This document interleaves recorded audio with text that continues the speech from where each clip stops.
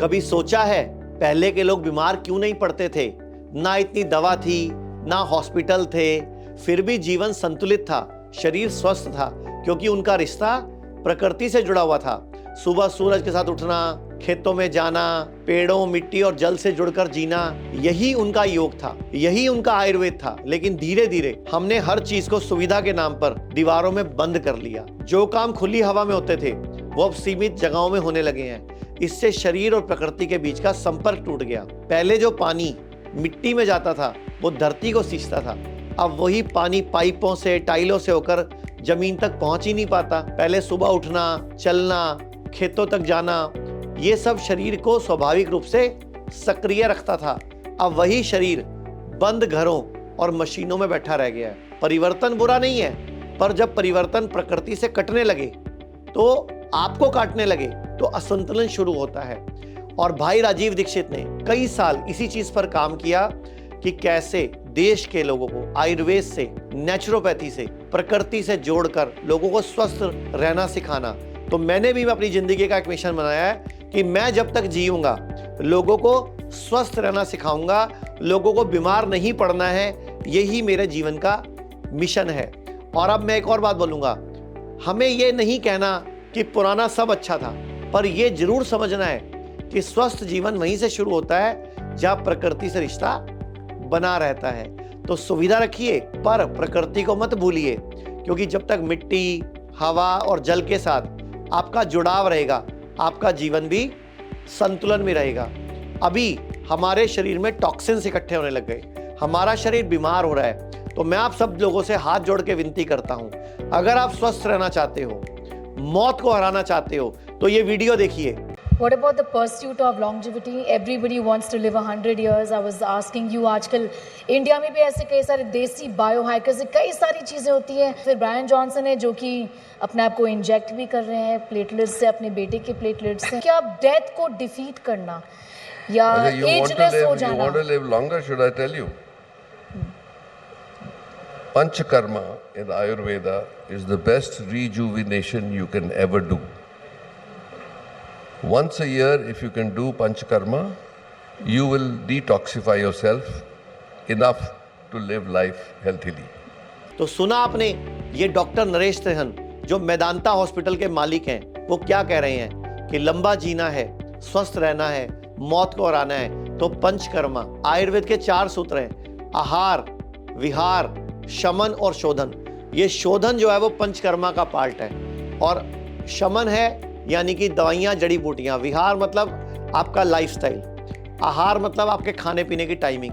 तो आहार, विहार, शमन और शोधन और विश्वास, ये पांचों मिलते हैं ना तो मुट्ठी बनती है। तो मैं आप सबसे रिक्वेस्ट करूंगा, आज कैंसर बहुत बढ़ रहा है, किडनी फेल बढ़ रहा है, लीवर फेल बढ़ रहा है, किसी को भी खड़े खड़े हार्ट अटैक आ रहा है, लोग मर रहे हैं। और हो क्या रहा है, लोगों के पास फिर ऑप्शन नहीं बचता, लोग एकदम इलाज शुरू कर देते हैं। तो मैं आप सबसे रिक्वेस्ट करता हूं, बीमार होने से पहले ही हर 6 महीने में अपने पूरे परिवार के साथ पंचकर्मा कराना शुरू कर दो, तो बीमार पड़ोगे नहीं। पूरे भारत में हमारे 55 आयुर्वेदिक हॉस्पिटल हैं, 15 डे केयर सेंटर हैं, 50 क्लिनिक हैं, सारे हेल्थ इंश्योरेंस हमारे यहाँ चलते हैं। और हम लोग एक ही कोशिश करते हैं कि आप बीमार ना पड़े। तो आयुर्वेद में वमन, विरेचन, बस्ती, नस्यम और रक्त मोक्षण, ये पंचकर्मा के जो मुख्य नियम है, इससे शरीर की शुद्धि होती है। और आयुर्वेद कहता भी है, शुद्धो देहा मनस्य यस्य सजीवति वर्षतम, कि शुद्ध देह और शुद्ध मन वाला मनुष्य 100 वर्ष तक स्वस्थ सुखी जीता है। और एक और वीडियो दिखाता हूं मैं, ये है डॉक्टर सरीन की, जो ILBS Indian Liver and Biliary Sciences के डॉक्टर हैं, मुख्य डॉक्टर हैं, उनकी वीडियो देखते हैं। Everybody wants to live 100 years. I was asking you, आजकल इंडिया में भी ऐसे कई सारे देसी बायो हैकर्स से कई सारी चीज़ें होती हैं। ठंडे पानी आइस बकेट में कूद जाना, ठंडे पानी से मुंह धोना, infrared, red light therapy, blue light therapy, all these therapies. और फिर ब्रायन जॉनसन है जो कि अपने आप को इंजेक्ट भी कर रहे हैं प्लेटलेट्स से, अपने बेटे के प्लेटलेट्स से। आप कैसे देखते हैं इन सारी चीज़ों को? क्या डेथ को डिफीट करना या एजलेस हो जाना? You want to live longer, should I tell you? Panchakarma in Ayurveda is the best rejuvenation you can ever do. Once a year, if you can do Panchakarma, you will detoxify yourself enough to live life healthily. All these other things that you're talking about, was Johnson saying this or somebody saying these recipes, they are total recipe for disaster, because people have to sell, people have to make money, people have to promote stuff. But it does not make sense. Somewhere in between what Dr. Serene said and what I said lies happiness. I So totally if you live your endorse. life in between, you're okay. I totally endorse what Dr. Trehan says. Ayurveda, if you break the word, Ayur means life, Veda is science.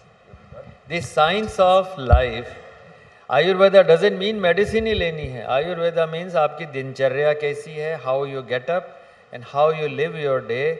And that is exactly, if you have the same life, but you know what you are achieving. Ayurveda is certainly a very good way of life. We have forgotten it, getting up late, sleeping late, eating different things which are not healthy. Eating तो देखा आपने क्या कह रहे हैं doctor साहब कि अगर आपको इन्फ्लामेशन से बचना है तो डाइट ठीक करो, जो भी चीज जानवर से आती है उसको बंद कर दो। पनीर नकली है, दही नकली है, दूध नकली है, अंडा और नॉनवेज जिस तरीके से लिया जा रहा है वो तरीका गलत है। सूरज डूबने के बाद खाना खाना बंद कर दो। शरीर में इन्फ्लामेशन मत होने दो तो कैंसर नहीं होगा। जिस तरह आप स्कूटर की, बाइक की, कार की सर्विस कराते हैं, उस तरह अपनी भी सर्विस कीजिए, अपने अंदर को भी क्लीन कीजिए, अपने अंदर को भी डिटॉक्स कीजिए। ये मैं आपको एक वीडियो दिखाता हूँ, ये देखिए जरा।